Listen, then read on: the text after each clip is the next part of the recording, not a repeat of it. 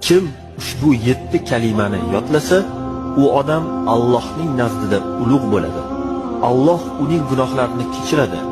Alloh uning gunohlarini kechiradi, agarchi uning gunohlari dengizning ko'pigidek bo'lsa ham. Birinchisi, har ishni bismillah bilan boshlasa. Ikkinchi kalima, har narsani qilib bo'lgandan keyin alhamdulillah deyish.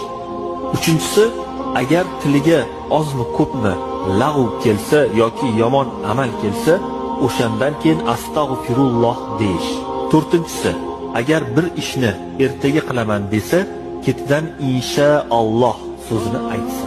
Beshinchisi, agar unga yomon ish ro'baro bo'lsa, la havla va la quvvata illa billahil aliyyil azim desa.